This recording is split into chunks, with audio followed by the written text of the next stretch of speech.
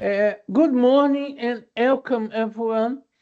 Thank you for attending this session on Global Power Platform Bootcamp. So, I'll be talking about designing intelligent tool-driven agents. So, agents in Copilot Studio based on tools, the use of tools in Copilot Studio.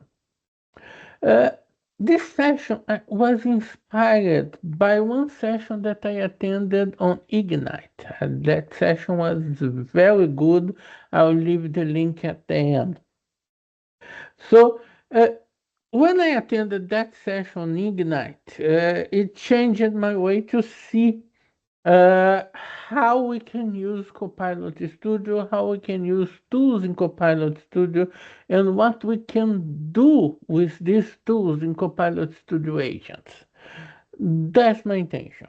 That's my intention to show uh, different forms to use Copilot Studio to create different agents using the tools. So, this is me. My name is Denis Torres. I'm a former data platform MVP. I work at the Tower Software. I'm a trainer with some Microsoft certifications. I live in Malta. I'm the leader of the Malta Data Platform User Group. These are my contacts. It will be a pleasure to stay in touch in social media. I'm always publishing technical content in LinkedIn, YouTube, and if you would like, you can send me questions by mail, connect on LinkedIn. It will be a pleasure to stay in touch. So we'll talk about Copilot Studio, agent tools, MCPs, AI prompt, and human in the loop.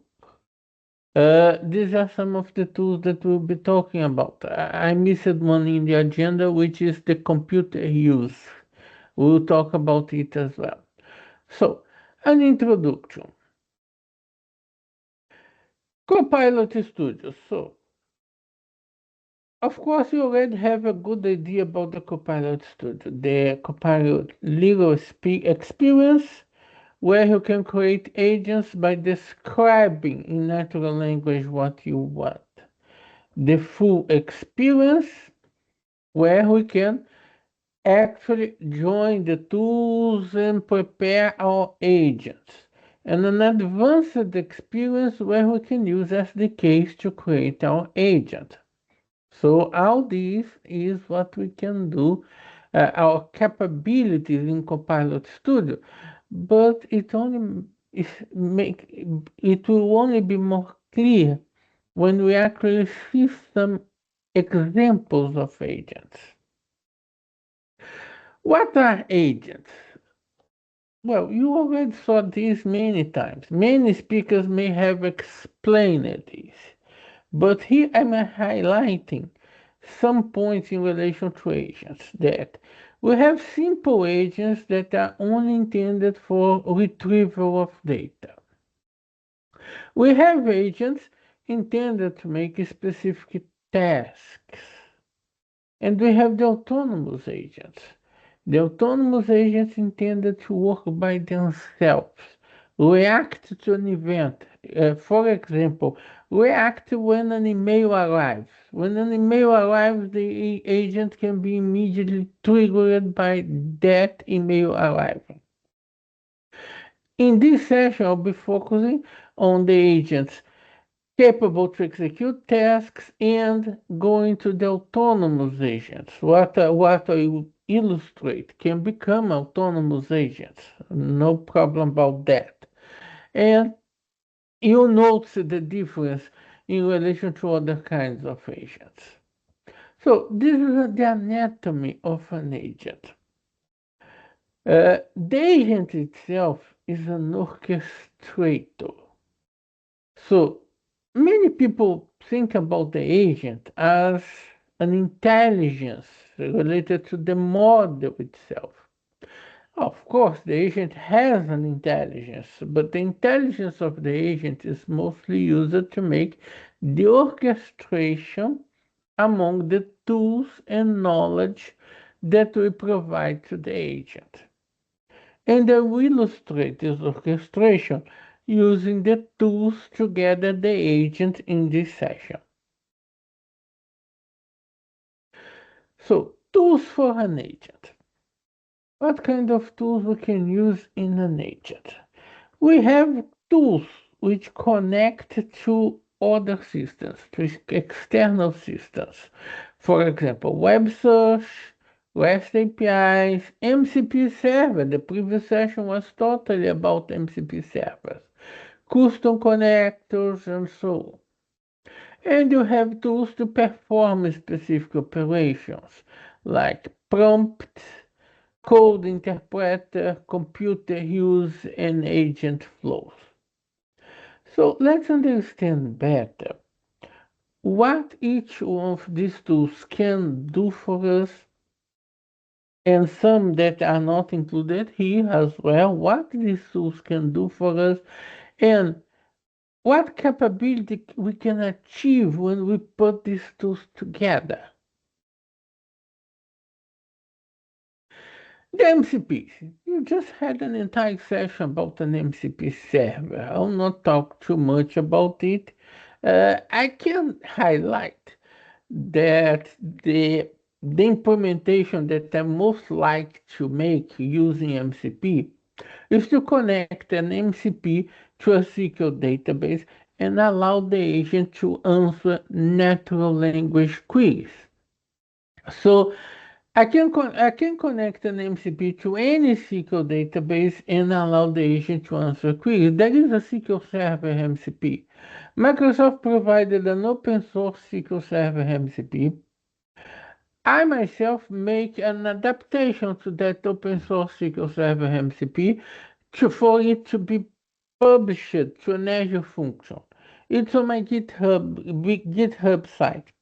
I created a repository for that in a way that you can download it and publish it to an Azure function. Then you put it through a SQL database and you can ask any questions in natural language to that SQL database and it will answer. I prepare a very small demo, will not take too long in relation to MCPs. You already had a session about this. I have here an inventory agent, and this inventory agent has an MCP linked to it, ADV MCP.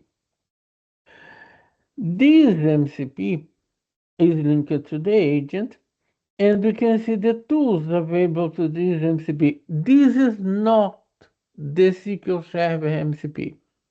This has very specific methods to list categories, list products by category. This is not the SQL Server MCP. The SQL Server MCP is more flexible. It can give you the schema of the tables and allow the agent to execute any SQL. That's why the SQL Server MCP is capable to connect to any SQL database and answer any kind of query. Considering that this agent is very specific, my queries here are a bit limited. For example, how many products are there? So I'm asking how many products are there. So it's executing.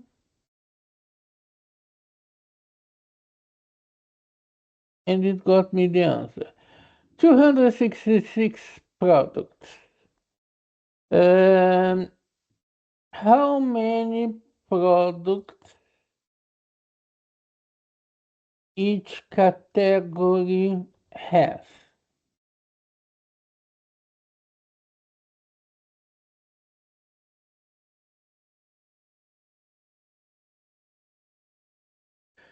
So it is listing the total of products by category.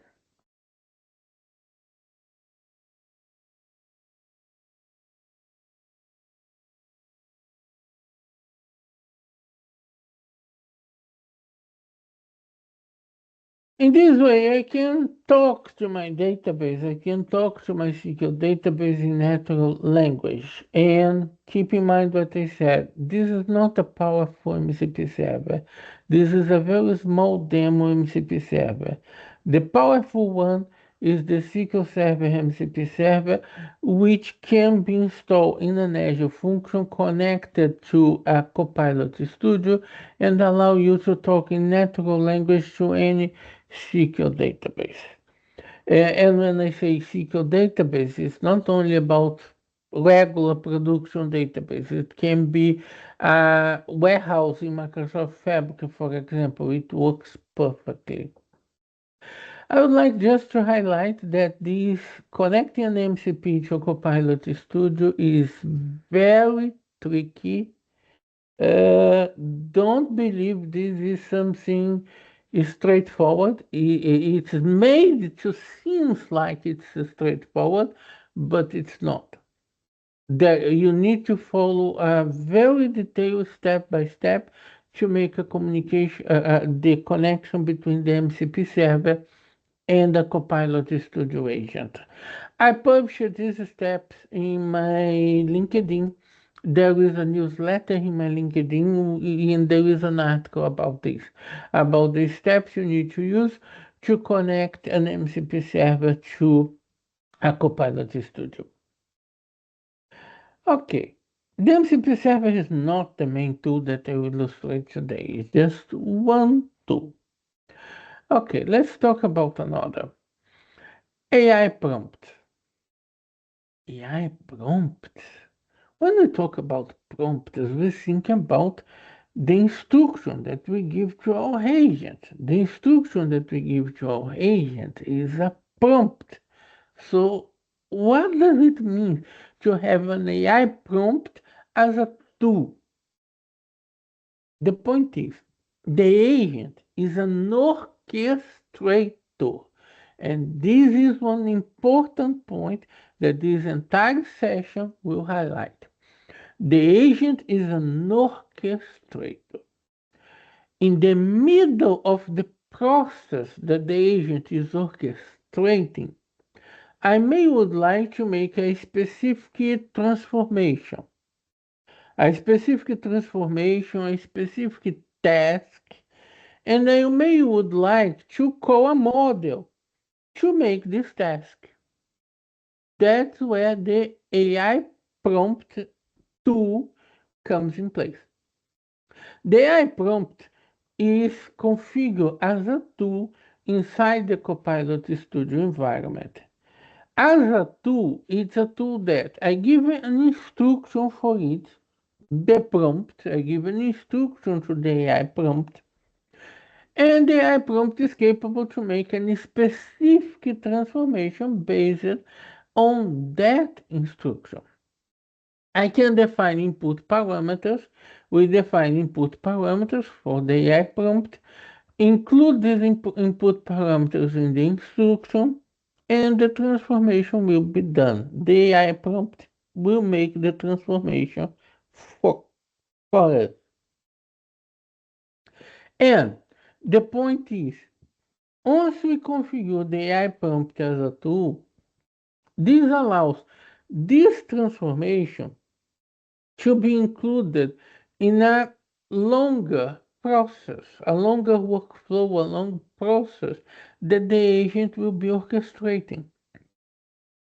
So I can create each step of a longer process as multiple tools, each one to execute one specific task.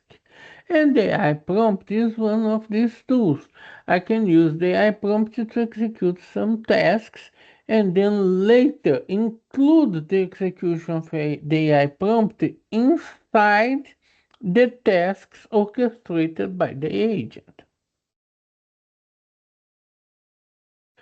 So, examples of tasks that can be executed by an AI prompt. Document processing, for example, extract data from a document, content classification, classify if the content is of one type or another, summarize the content, draft an email reply. All this can be done with an AI prompt tool. So, when we create an AI prompt tool in Copilot Studio, we are in fact encapsulating one task which will be part of a longer workflow, of a longer process. Consider the development method. I'm talking about then development methods, I'm talking about software development. Consider the software development methods.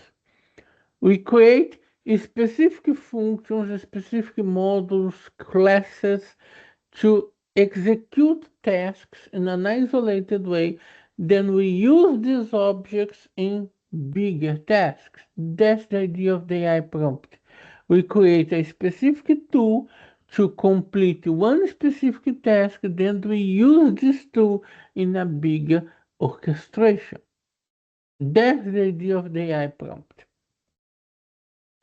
So let's see a demonstration about the AI prompt and how the AI prompt works.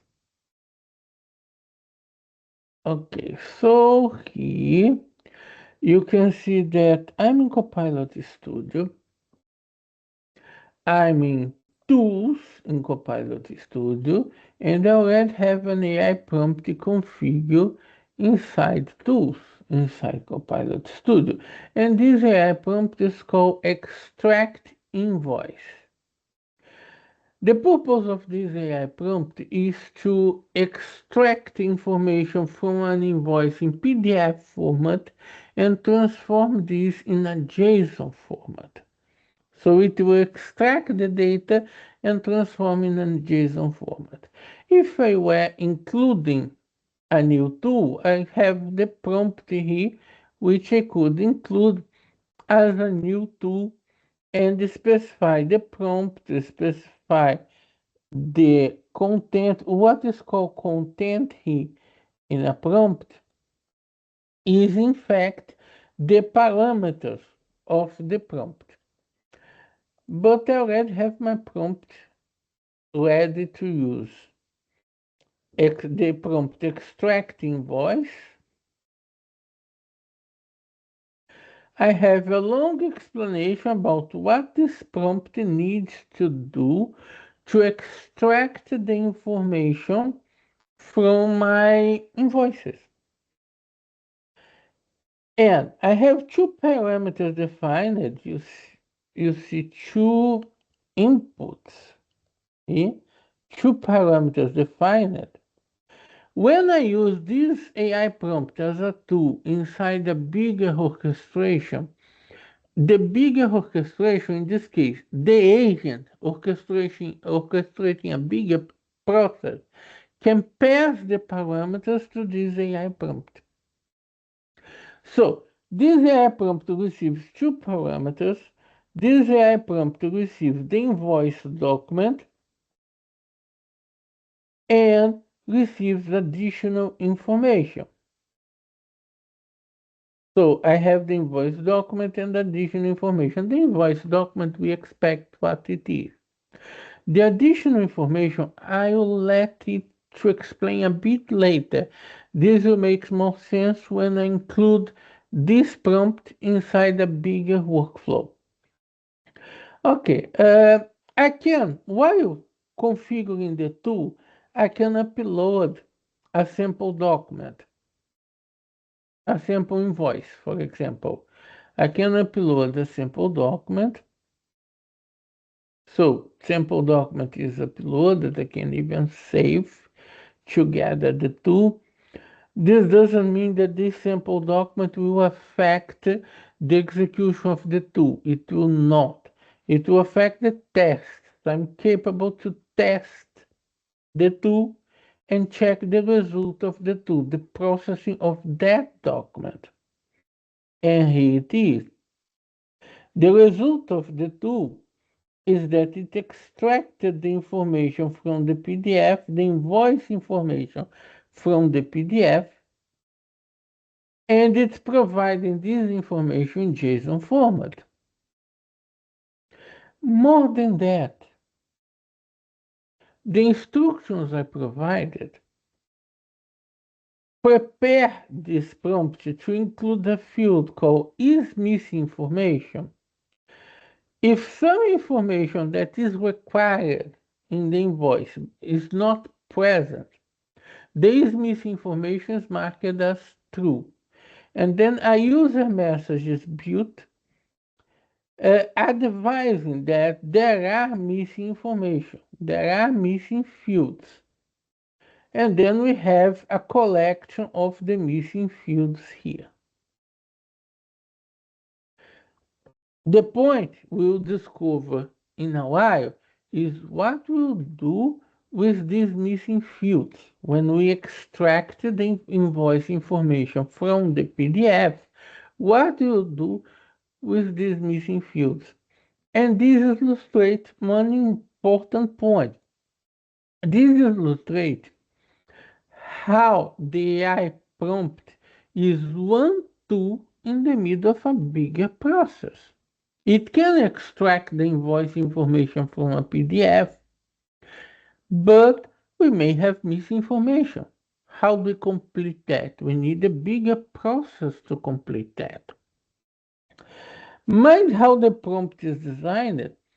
I included two parameters, yes, and when designing the prompt, sorry, and when designing the prompt, I included a reference to the parameters, telling exactly how these parameters fit in the operation of the prompt, how the prompt should use these parameters. Okay.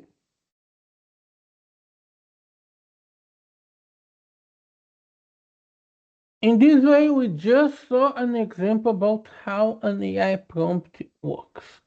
Let's get back to our PowerPoint. Now, this is a very powerful tool. This tool is still in preview, and since it is still in preview, this tool is only available in environments created in the United States. Your environment needs to be created in the United States for you to be capable to test this tool. It's an extremely powerful tool called computer use. What's the idea? The idea is that sometimes we need our agent to execute one task, and this task has no API, no specific API, no specific connection that can be automated by the agent. In this case, we can use the computer use tool. The computer use tool will use a virtual computer, a virtual machine, to execute the instructions that you give to it. So it will do anything that you ask it to do inside a virtual machine, a control virtual machine. A control virtual machine that where you manage what is in the virtual machine and what the computer use can do inside the machine. Let's see a demonstration about it. Let's get back to our demonstration. So here I have an agent, and this agent is using a computer use tool. Computer use tool. What's the purpose of this computer use? I have here a sample site. This sample site, invoice management portal. The users in my company, business users, they are required to get each invoice one by one, clicking the add invoice and fill all these to register the invoice into the system. They are required to do that, and this portal has no API. There is no API to access this portal. Because this portal has no API, usually I would not be capable to link this portal to an agent.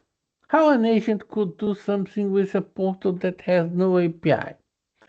And the answer to that is the computer use tool. Using the computer use tool, we only need to give the agent instructions about what needs to be done inside the machine, what the agent will need to do inside the machine. We specify inputs. The agent has this tool has an input, which is the information about the invoice data. Then we have detailed definition about which machine will be used. We can carefully define the machine that will be used, and there is even configurations for human supervision about how the agent will be using this machine. So let's test it to see exactly how this computer use works. Let's test this tool. This tool has an input, so I need to provide an input, which is the invoice data. I have here a JSON, which is the JSON extracted from an invoice.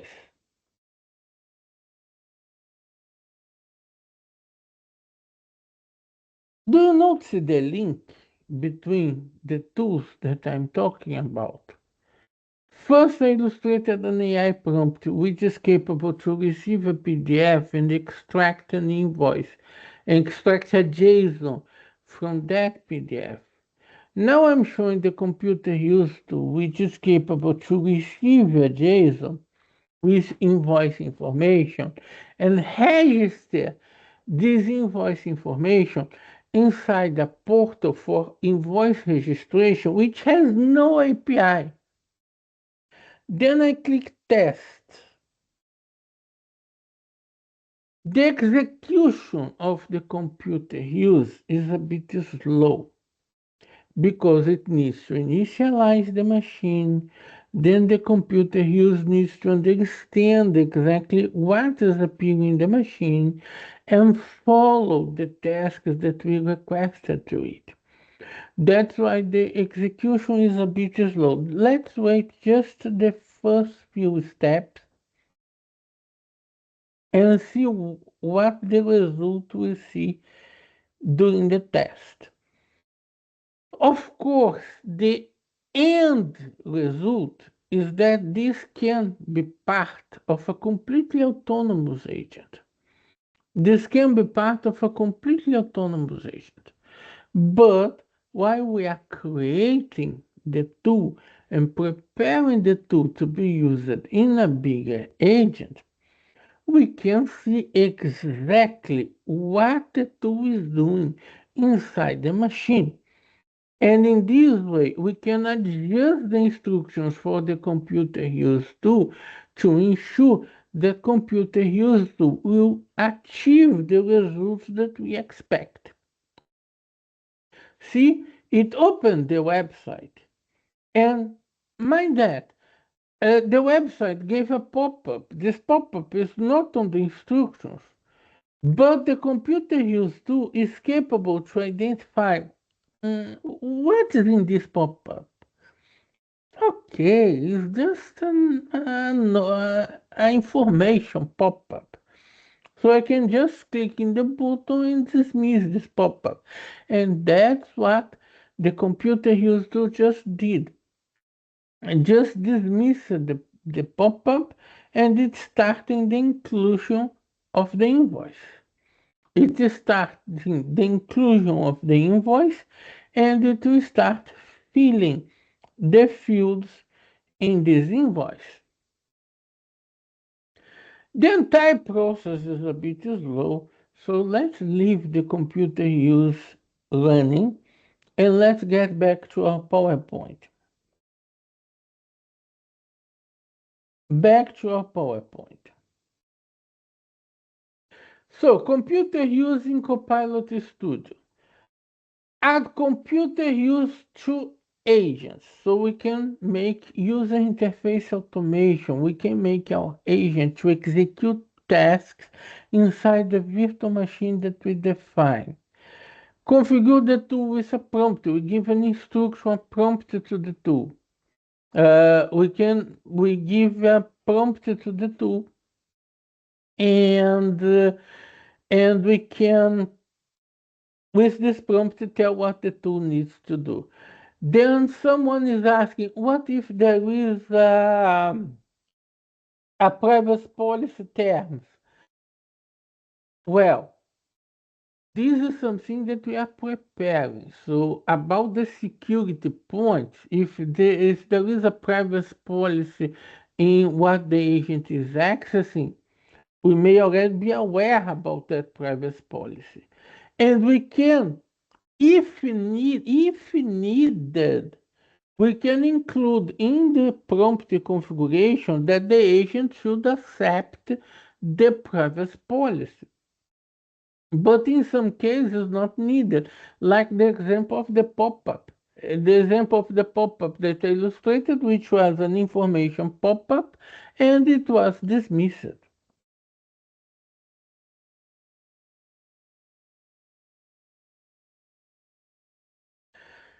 So, test prompt with real-time updates. What I mean is that during the test, I'm seeing what's happening in the screen. By seeing what's happening in the screen, I can adjust the prompt for this tool and ensure the prompt of this tool will achieve the result. And the view run history shows detailed information about what the computer use did step by step with screen captures. Show detailed information about what this tool did. So, machine management. We can choose the machine where this will run. So this will not run in a machine full of security issues. We'll choose the machine. We can sandbox it only to the content, to the tools that we want it to execute.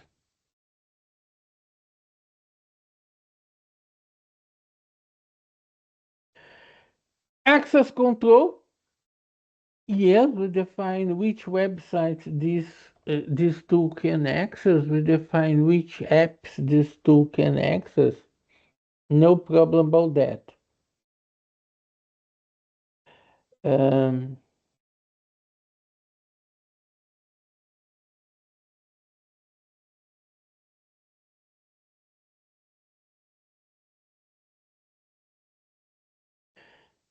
exactly. The agent, as it's mentioned on the chat, the agent will do exactly what we are asking it to do. Define credentials. We can have credentials that the agent may need to use, and this can be linked to Key Vault. And we can include human supervision to the execution of the computer using inside Copilot Studio. Okay, let's move to another one. Before moving to another one, let's review how our execution is in the computer use.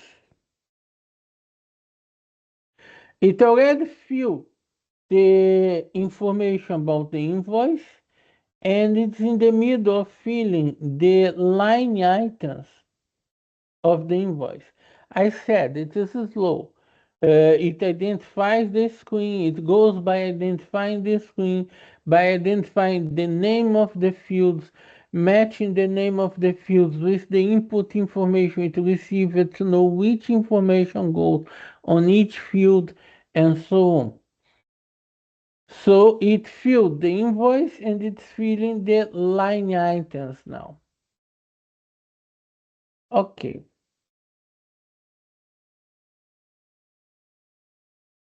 Back to our tools. another tool which is also in preview, and it is very important for our agents, human in the loop. Human in the loop means let's involve a human in the agent execution.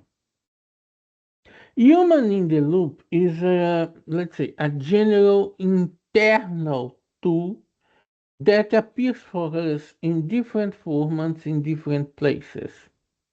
Inside the agent, it can appear as a request for information or a request for approval, a multi-step approval.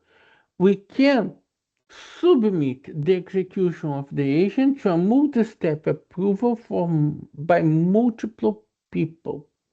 Yes, we can. We can do that. The human in the loop is the request. This example of the human in the loop is a request for information. When some information is missing for the agent, for an autonomous agent, how an autonomous agent will request an information to complete its task? An autonomous agent should not be talking by chat, should have no one to look to the chat. So what an autonomous agent can do? An autonomous agent can send an email, and in the email, it will ask someone to fill the blanks. It will send a message telling, oh, this information is missing for me to complete my task. Could you please complete this information before I continue? Yes, yes. The agent will stop, will send an email, will wait someone to fill the fields on that email and submit those fields back to the agent. When the agent receives those fields back, the agent will continue the processing. This is the request for information, which is one of the types of human in the loop tool that we can use inside an agent. Let's see an example of human in the loop, a demonstration for a human in the loop. Let's review. That's it. I was only executing the tool. I was not executing the full agent, okay? And the tool has instructions to submit the invoice and retrieve the reference number. Submit the invoice in the system and retrieve the reference number. And it did so. It submitted the invoice and retrieved the reference number for the invoice. The agent itself can use this tool, get the reference number from this tool, and send by mail advising, okay, we received the invoice reference number this one, and I already registered in the system. Imagine the manual work that we will be avoiding. We'll be replacing a lot of manual work. You may already have in mind now at this moment what kind of manual tasks are you repeating every day, and that could be automated by using this kind of tool. You may already imagine this. Okay, so let's see the example about the human in the loop. To see the example about the human in the loop, now it's time to understand the full agent where I'm using the human in the loop and the AI prompt. My demo is not so good as I would like. I'm not using the computer use to gather that. I should, but due to an issue related to the environment, I'm not using the computer use here. Because my main environment is in Europe, the computer use is only available in United States at the moment. So they are in two different environments. Okay, what is this agent doing?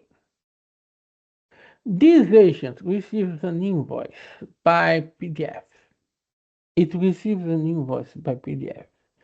Then it asks the AI prompt to extract the invoice and transform the information from the PDF in a JSON file.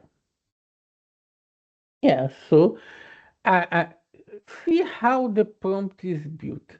I build a prompt, and in this prompt, I define the exactly steps that I would like the agent to execute.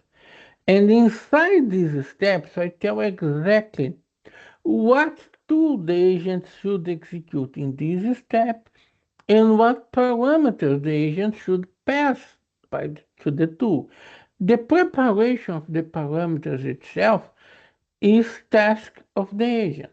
That's the flexibility that we want from the agent to prepare the parameters for the tools, make the execution, take decisions from one to another, and so on. That's what we expect from the agent.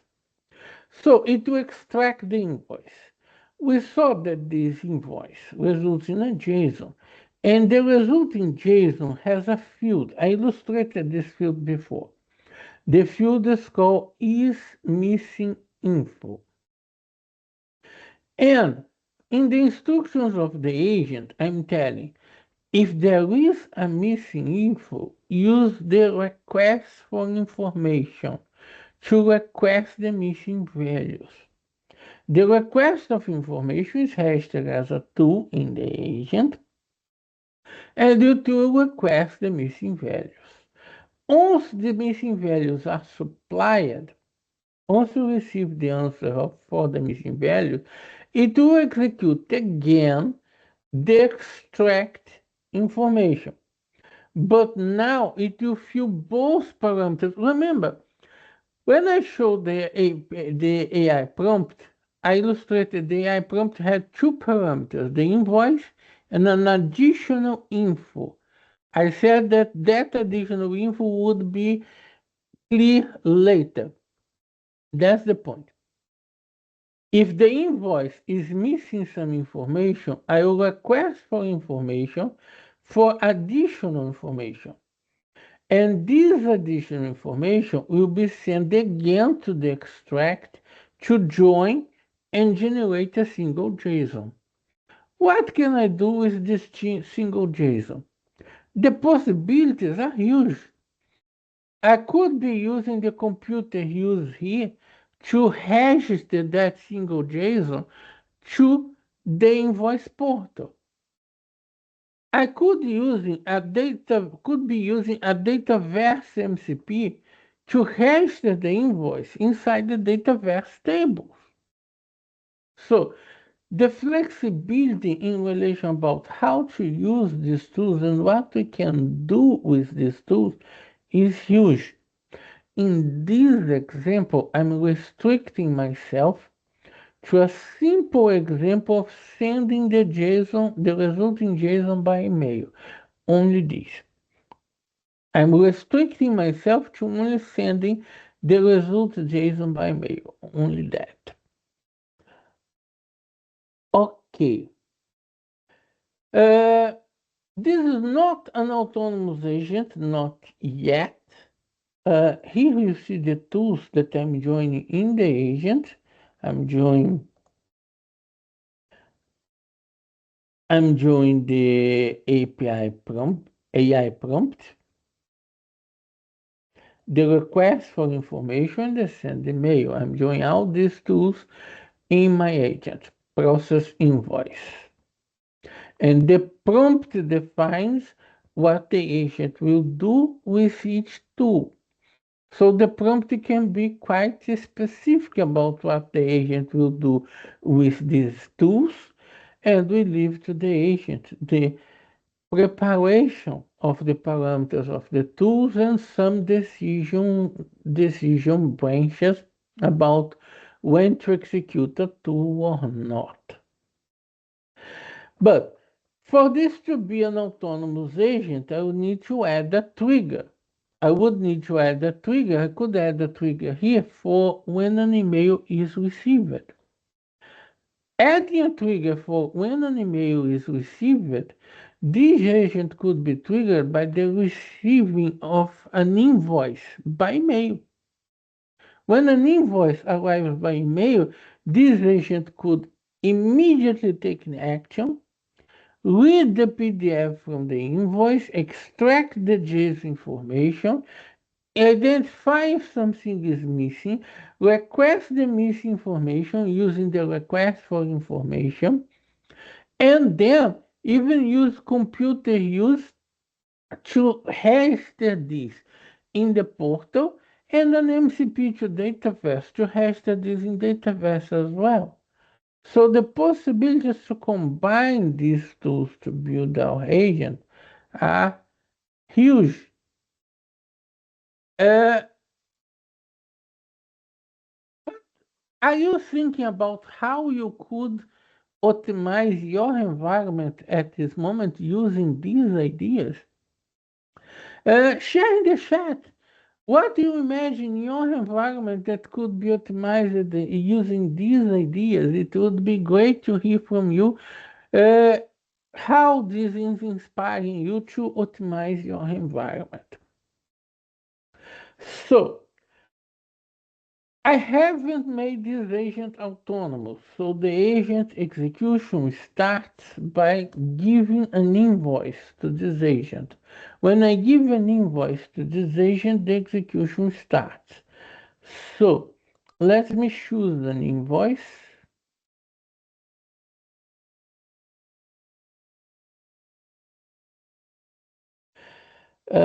Before executing this, let me show that I have here the email from my email, Dennis, which is empty, at the moment. I need to open another one. It's better to have another one open as well.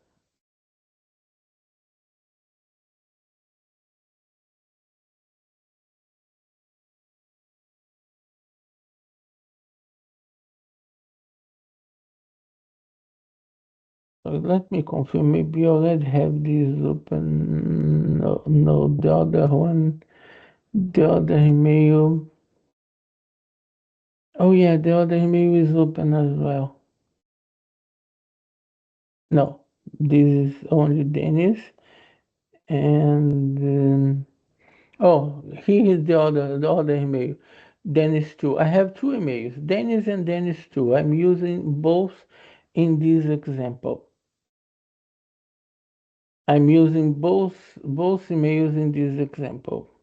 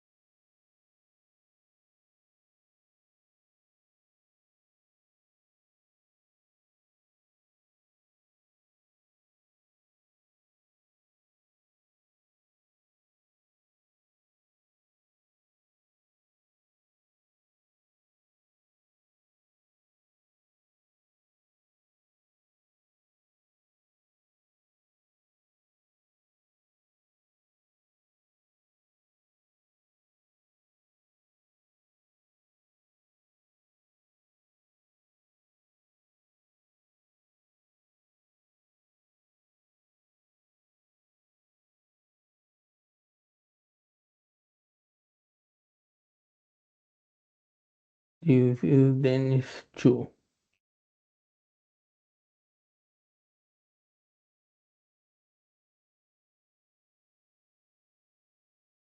Okay, the emails are empty. So back to our example, I will submit an invoice. Submit an invoice and let the agent to process this invoice. So it's extracting the information from the invoice, using the AI prompt. It's using the AI prompt to make the extraction. Completed the extraction. Now it's using the request for information. There are missing information, and it is using the request for information to request the additional missing information.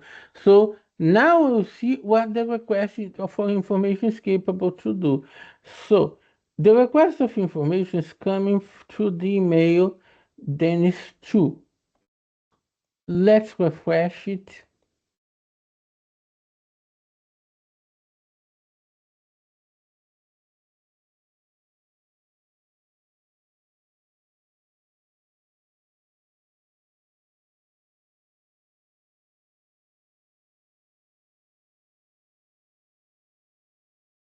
You should already have received it.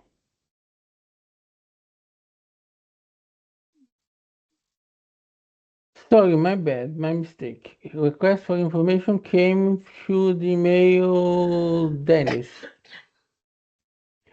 So I opened this email, request for information, and what I have here, the email is telling me what are the fields that are missing.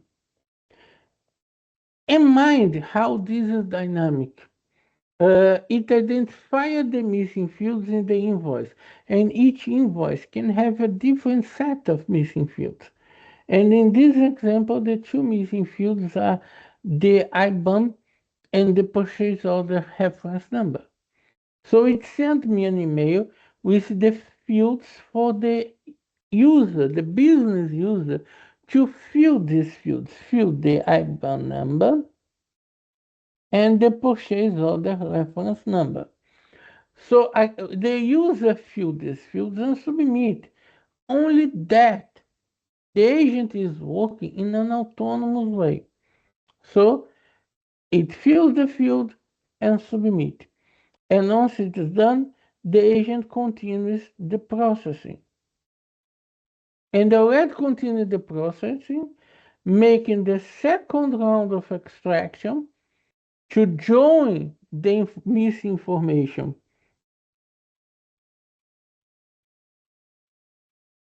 To join the missing information to the JSON. And the final step was to send the JSON by email. As I explained, this final step could be in many different ways. In this case, it only sent the JSON by mail. So this is the resulting JSON after the execution of the agent. We could be using computer use to register this. We could be using MCP to register this in Dataverse. I made it simple only to send an email with the result. So the point of this session is how we can combine all these tools together in a prompt guiding the sequence of tasks of these tools and reaching a specific automation, automating our daily user tasks, automating a daily user tasks that uh, that can be done uh, automatically instead of manually.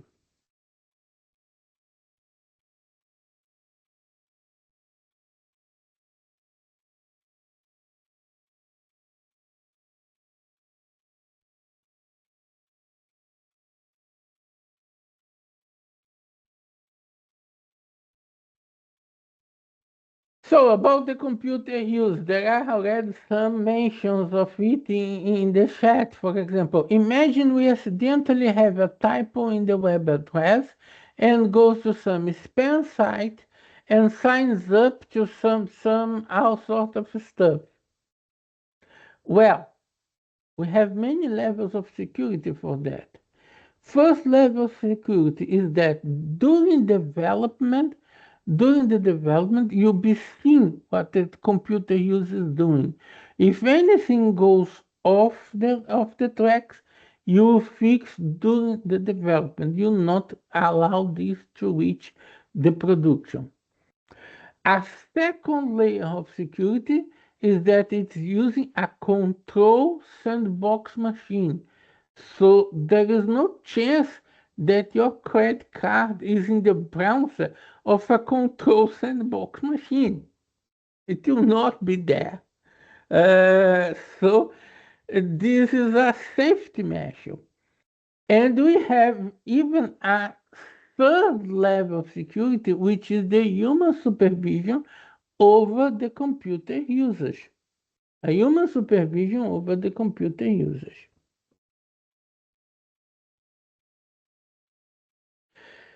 Thank you, Pavel. Good to know that you like the demonstration about the human in the loop and the combination of these tools and what we can achieve with the combination of these tools. Anyone has any additional question?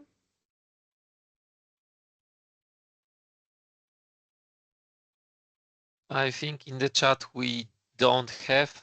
Also in the Q&A section, there is no new threads. So I'm not sure if you want to jump to some kind of the summary of the session or. Yes, it's come to rate the session. If you liked the session or if you didn't like the session, have comments about the session, please use this QR code to make an evaluation of the session. It seems Madalena have some questions. Would like to talk, Madalena? Yes, thank you, Denise. That was really interesting session. There is a lot of topics that you raised, and I am very appreciate for this one because there is a lot of things that we don't know yet about MCP and about using computer use machine. And I have one question because I didn't record it. There is a need to register a machine to use it or not? Not by default, but you can. You have to bring your home machine if you want to. But if you don't want to, it will provide one for you. Okay, so by default, when we use computer use machine, we can just put and try to use those skills, those inputs, and that will be okay. If there is no additional settings that we have to configure in Power Platform Admin Center. Exactly. Not Okay. not specifically for the machine. Okay.